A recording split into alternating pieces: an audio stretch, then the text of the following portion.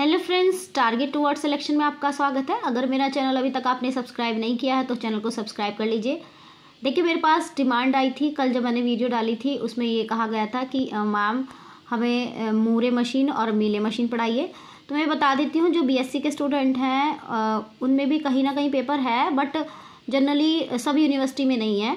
But ये BTech और MCA वगैरह के लिए बहुत इंपॉर्टेंट पेपर है, जिसको बोलते हैं ऑटोमेटा। उस ऑटोमेटा के अंदर ही एक आता है आपका मूरे और मीले मशीन। तो वही मैं आपको आज समझाने आई हूँ। ऑटोमेटा यानी कि finite automation machine and the non determinate finite automation machine.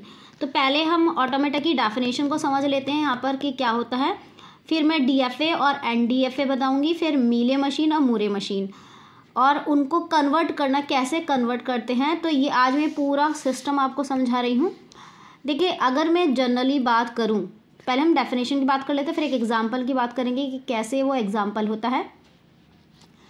इससे पहले बता दूं कि अगर कोई भी आप टॉपिक पढ़ना चाहते हैं और मेरी नॉलेज में है, जैसे कि अगर क्वालिफिकेशन की बात करो तो मेरी क्वालिफिकेशन एमसीए और एमएससी मैथमेटिक्स दोनों है। तो चाहे वो कंप्यूटर का सब्जेक्ट हो, चाहे वो आपका मैथमेटिक्स का सब्जेक्ट हो, या अदर कोई रिलेटेड सब्जेक्ट भी मैं पढ़ा सकती हूँ, मतलब टीजीटी की तैयारी या पीजीटी की तैयारी।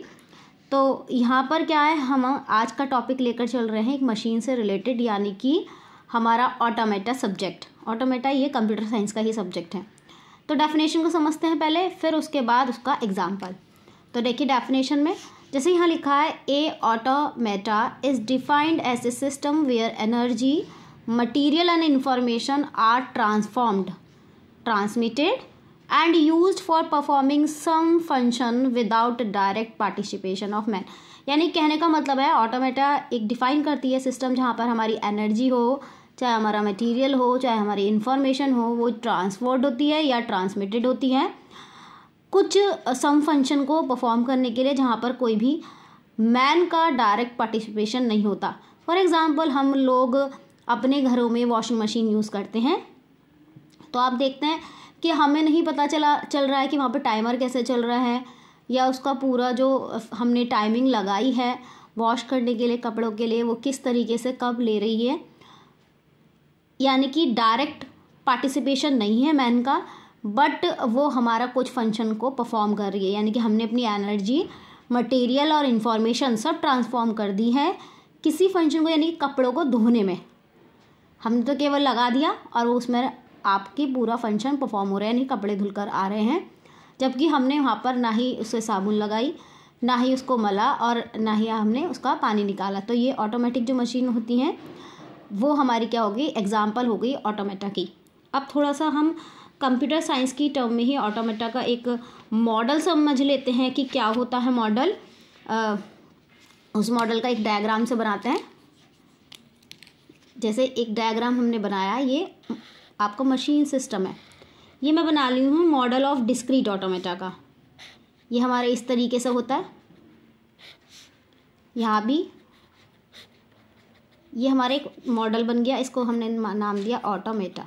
अब देखिए, यहाँ है I1 I2 so on IN, यानी कि यहाँ O1 O2 so on O Q मान लेते हैं, यहाँ P मान लेते हैं और Q मान लेते हैं, क्योंकि स्टेट्स होती हैं।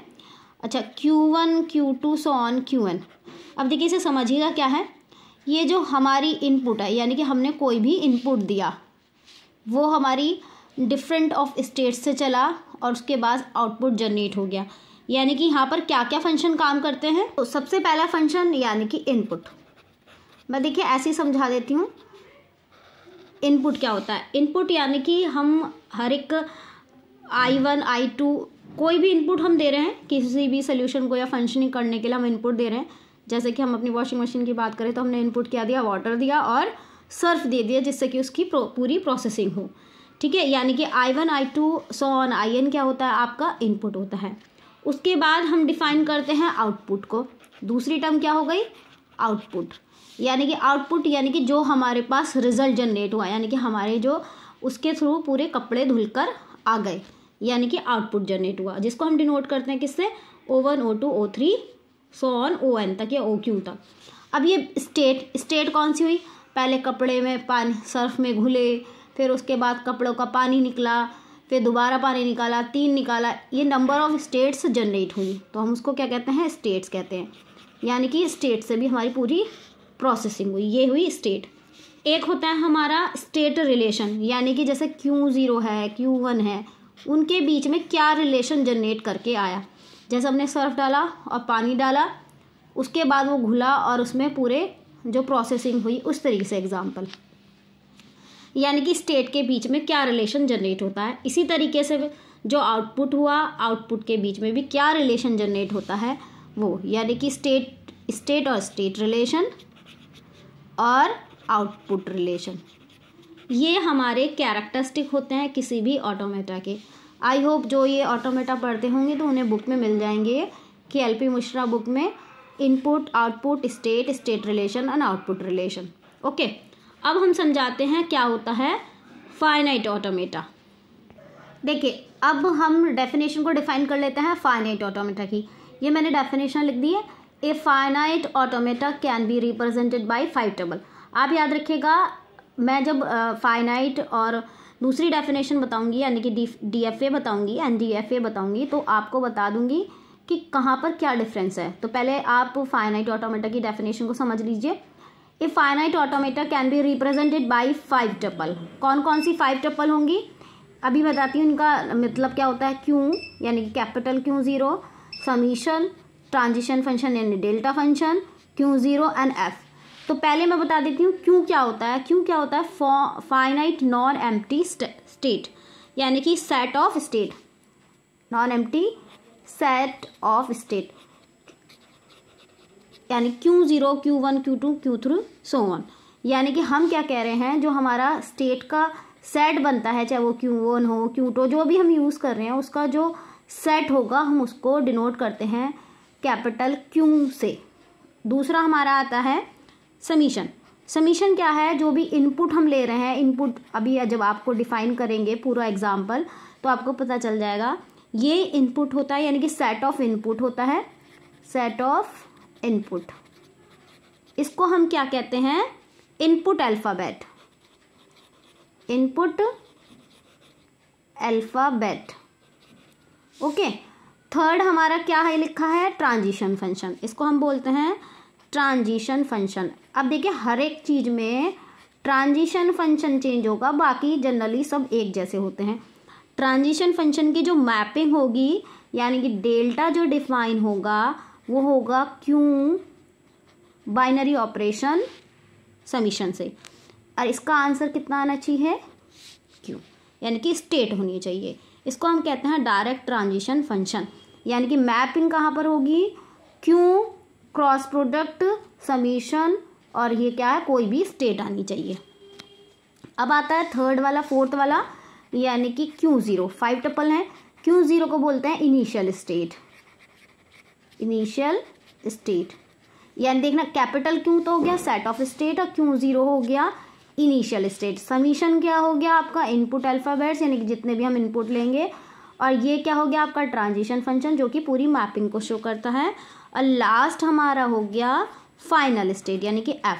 हमेशा याद रखिएगा, जो फाइनल स्टेट होगी, यानी कि जितनी भी फाइनल स्टेट बन के होगी, वो हमारी जो सेट ऑफ स्टेट है, चाहे हम कितनी भी स्टेट ले रहे हैं, उसका सबसेट होना चाहिए।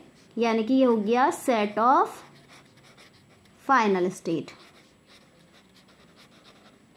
ओके, यहाँ पे एक भी स्टेट हो सकती हैं और ज़्यादा भी स्टेट हो सकती हैं। अब हम एक फाइनाइट ऑटोमेटा का ब्लॉक डायग्राम बनाकर दिखा देते हैं, समझा देते हैं कैसा होता है।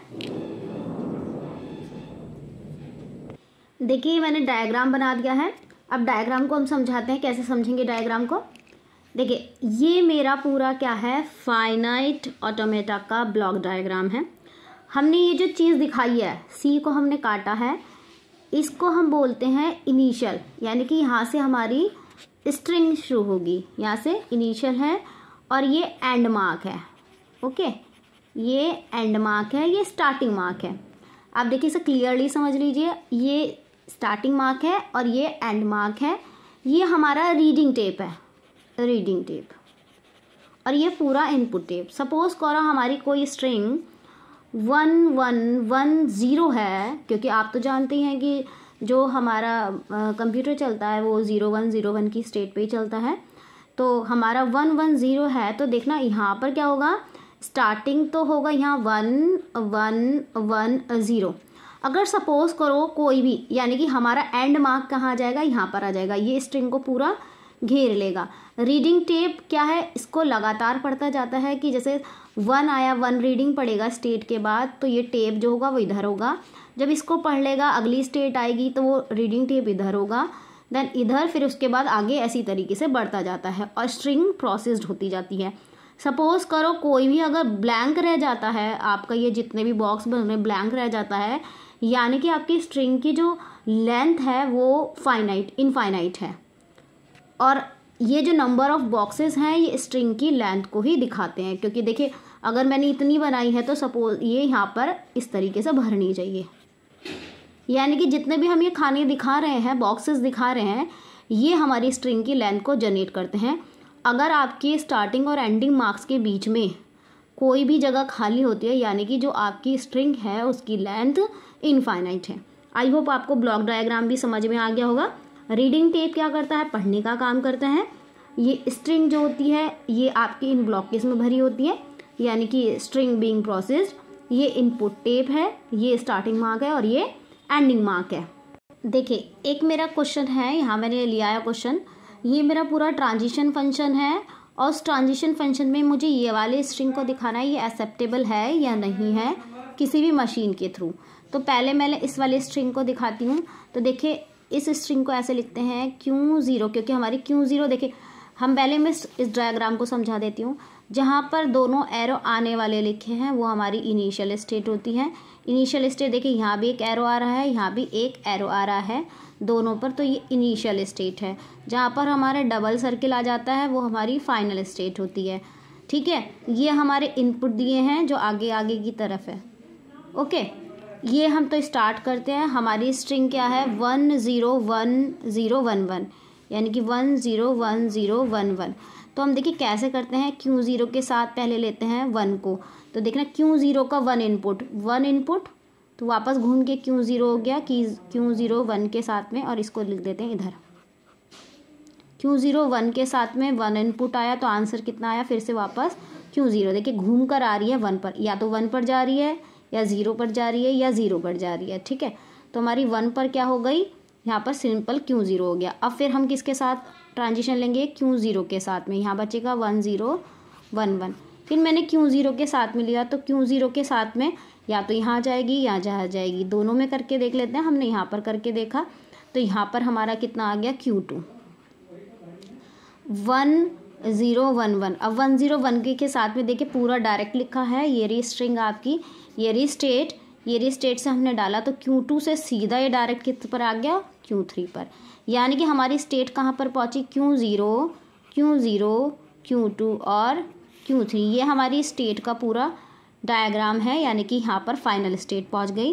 क्योंकि Q3 हमारी फाइनल स्टेट है, तो ये वाली जो स्ट्रिंग होगी वो हमारी एक्सेप्टेड होगी इस ट्रांजिशन फंक्शन के थ्रू। अब अगली देख लेते हैं। अगली में यहाँ लगाते हैं पहले हम Q0, फिर क्योंकि इनिशियल स्टेट Q1 भी है, Q1 से भी करके देख लेंगे। Q0 पर 1 लगाया तो वापस Q0 आ गया, फिर इसके साथ 1 लगाया, फिर 1 आ गया वापस, फिर 1 लगाया Q0 के साथ में, फिर वापस वहीं आ गया। फिर हम 0 लगाएंगे, थर्ड नंबर पे 0 है, 0 लगाया तो या तो इस पे जाएगा या इस पे जाएगा। हमने पहले इस पर लगाया Q2 आ गया, Q2 पर फिर 1 लगाएं, Q2 के साथ 1 लगाएं, तो देखना Q2 के साथ 1 वापस वहीं पर आ गया। फिर हमने Q2 के साथ में 0 लगाया, 0 देखना कहीं है नहीं, यानी कि एक्सेप्टेड नहीं होगा, हम फाइनल स्टेट तक नहीं पहुँचे। अब इस पर करके देख लेते हैं। आप देखिए इस पर तो देखिए कहीं आ ही नहीं रहा है, ये जा ही नहीं रहा कहीं आगे, क्योंकि एरो किसी और डायरेक्शन में है ही नहीं, इसी पर आ रहे हैं। तो यानी कि हम फाइनल स्टेट तक पहुंच ही नहीं सकते। जब हम फाइनल स्टेट तक नहीं पहुंचे तो ये एक्सेप्टेड नहीं होगी, यानी कि दिखा सकते हैं हम स्ट्रिंग हमारी कैसे एक्सेप्टेड होगी। यानी कि लास्ट में हमारा वैल्यू आनी चाहिए, यानी कि जो हमारी लास्ट फाइनल स्टेट है वहाँ तक हमें पहुँचना चाहिए। अगर हम नहीं पहुँचे तो ये हमारा ट्रांजिशन सिस्टम इसको एक्सेप्ट नहीं करता। तो हम अगला क्वेश्चन देखते हैं, अगली चीज़ देखते हैं क्या हम पढ़ाते हैं। देखिए एक क्वेश्चन से और समझा देते हैं। मैं आपको क्वेश्चन दिखा देती हूँ कि कौन सा है। अगर आप MCA या उसके BTech के स्टूडेंट हैं तो आपको थ्योरी तो पता ही चल जाएगी। हमारा गिवन है Q equal to Q0, Q1, Q2, Q3 और हमारा इनपुट गिवन है 0 और 1। देखिए हमारी सेट ऑफ स्टेट क्या दे रखी है, Q0, Q1, Q2, Q3 और हमें इनपुट स्टेट दे रखी है 0,1। फाइनल स्टेट हमें Q0 दे रखी है, तो मैं Q0 पर क्या लगा दूँ, सर्किल लगा दूँ, क्योंकि हमारी फाइनल स्टेट भी है। और हमें स्ट्रिंग दिखानी है कि ये वाली स्ट्रिंग एक्सेप्टेड है या नहीं है। ठीक है, ये एक्सेप्टेड है या नहीं है। तो पहले हम क्या करते हैं, फिर से वही दिखाते हैं जैसे अभी मैंने सिखाया। Q0 के साथ हम पूरी लिख लेते हैं 1 1 0 1 0 1 स्ट्रिंग, या ट्रांजिशन फंक्शन लगा दीजिए।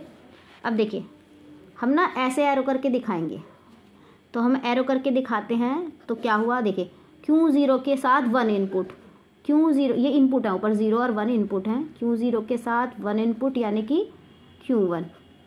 स्ट्रिंग क्या बची अब 1 0 1 0 1, एक एक हटाते जाएंगे। अब हम किसके साथ ट्रांजिशन फंक्शन कर रहे हैं, 1 के साथ में। ओके, ट्रांजिशन फंक्शन ज़रूर लगाइएगा। अब हम किसके साथ कर रहे हैं, Q1 का 1 के साथ। ये रहा Q1 और 1 के साथ कितना आंसर आया, Q0। Q0 किसके, 0 1 0 1 के साथ में। अब हम किसके साथ करेंगे, यानी Q0 किसके साथ में, 0 के साथ में, यानी कि Q2 आ गया। ऐसे लगाते रहेंगे Q2 1 0 1, फिर से Q2 के साथ लगाइए। Q2 किसके साथ, input function 1, Q2 input function 1 यानी कि Q3 0 1, फिर से इनपुट फंक्शन Q3 के साथ 0, Q3 के साथ 0 यानी कि Q1 1। ओके, अब Q1 के साथ 1 यानी Q1 के साथ 1 वापस, Q1 के साथ 1 Q0। अब तो हमारी कोई स्ट्रिंग नहीं बची, तो हम यहाँ नल लगा देंगे, इसको नल बोलते हैं। और फिर आंसर क्या, Q0 के साथ नल यानी कि Q0। देखिए वापस हमारी फाइनल स्टेट क्या थी, Q0 थे, हम फाइनल स्टेट तक पहुँच गए।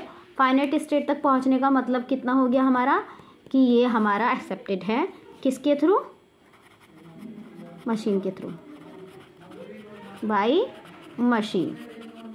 ओके, और स्टेट क्या लिख देंगे, स्टेट जो हमारी स्टार्टिंग से चली थी, क्या Q0 Q1 Q0 Q2 Q3 Q1 Q0। मैंने केवल इसे उतारा है, Q0 Q1 Q0 Q2 Q3 Q1 और Q0। देखिए वापस वो पहुंच गई। तो हमारा मतलब कहने का हुआ ये हम मशीन हमारी इसे एक्सेप्ट करेगी। आई होप आपको समझ में आया होगा। अब हम बात कर लेते हैं non deterministic finite state machine की। अभी तक तो हमने FDA की बात करी थी, कि फाइनाइट ऑटोमेटा की बात करी थी। अब हम करेंगे non deterministic finite state machine. आप देख रहे थे कि अभी जब तक मैं डायग्राम समझा रही थी आपको, इधर कोने में समझा देती हूँ, तो हम ना जब भी हम Q0 करके या Q1 करके ऐसे लिख रहे थे, तो हम इस तरीके से लिख रहे थे, यानी कि इनपुट होता है, ये आउटपुट होता है। ओके, हम इस तरीके से डिफाइन कर रहे थे। बट नॉन डिटर्मिनिस्टिक में क्या करते हैं, हम सीधे सीधा सिंपल ऐसे ही दिखाते हैं, यानी कि इनपुट को ही दिखाते हैं।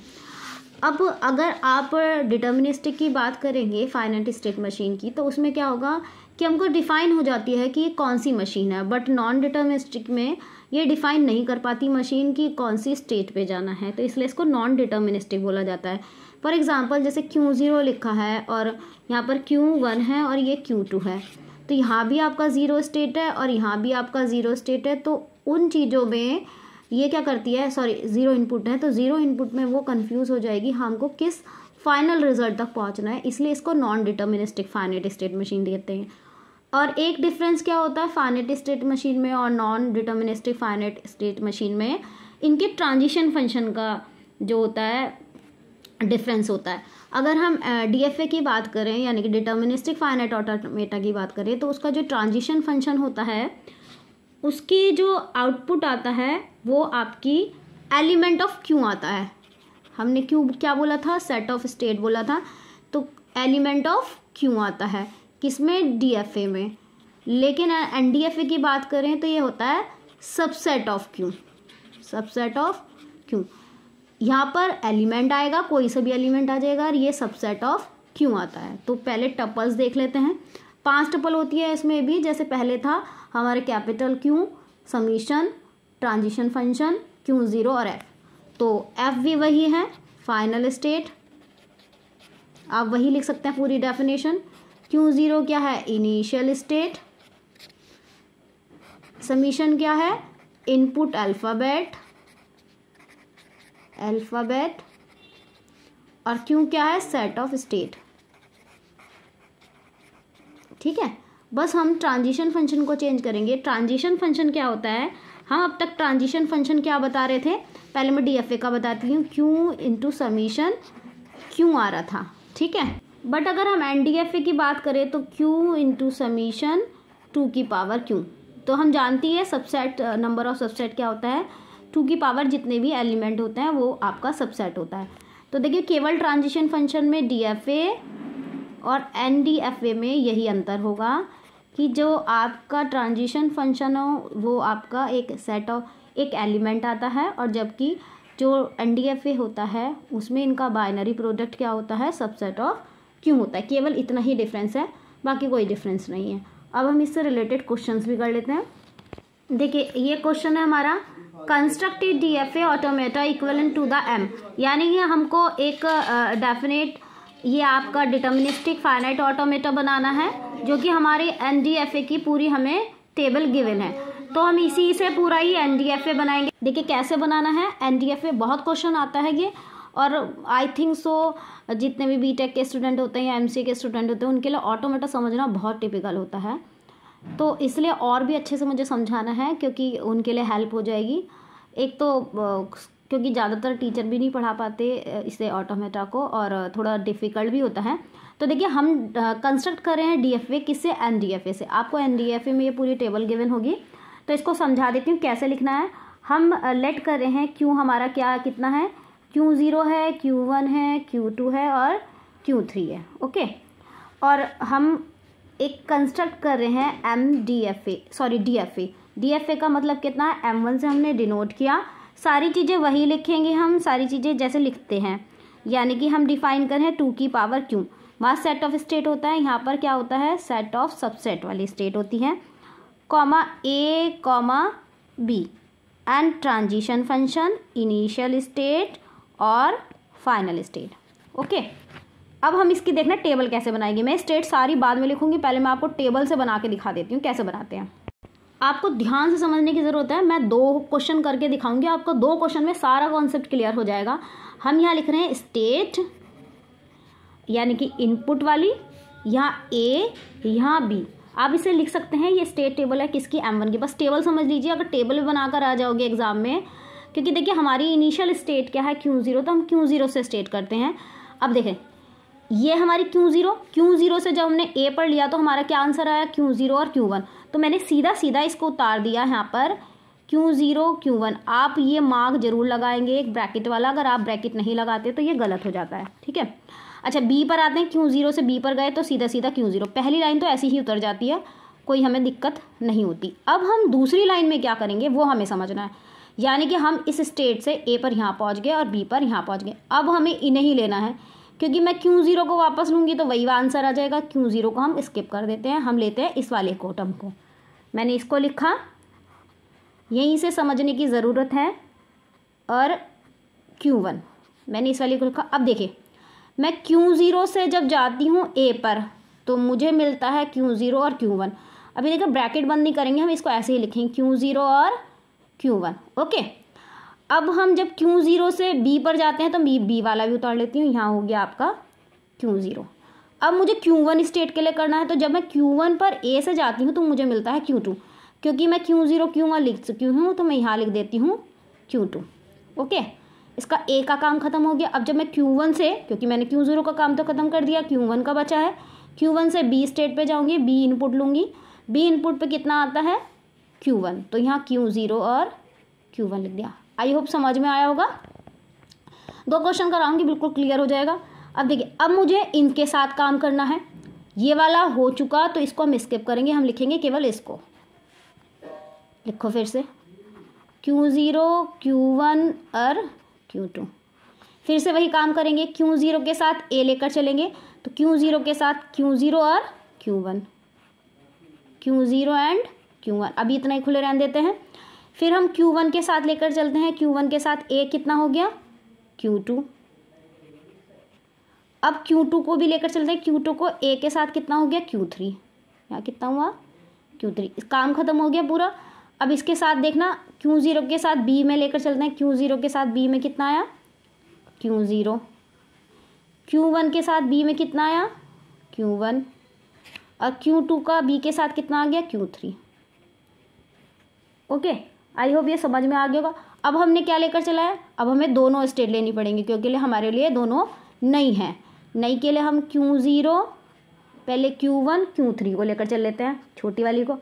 फिर से Q0 का देखेंगे, सब में देखना Q0 का A के साथ में Q0 Q1, Q1 का Q2, Q2 का Q3, Q2 था Q2 नहीं था, यहाँ Q3 था, Q3 का नन था, यानी कि मेरा क्या आएगा Q0 Q1 और Q2 आएगा, Q0 Q1 और Q2। अब B के साथ देख लो, Q0 का B साथ Q0, Q1 Q1, Q3 का Q2, यानी कि मेरे साथ क्या क्या आ जाएगा Q0 Q1 और Q2, Q0 Q1 और Q2।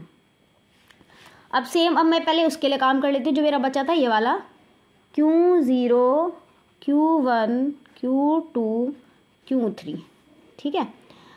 देखिए ये वापस वहीं से वहीं आ गया, Q0 Q1 और Q2, यहाँ Q2 है, ये Q3 है, ये दोनों एक जैसे आ गए, Q2 Q3 है ना।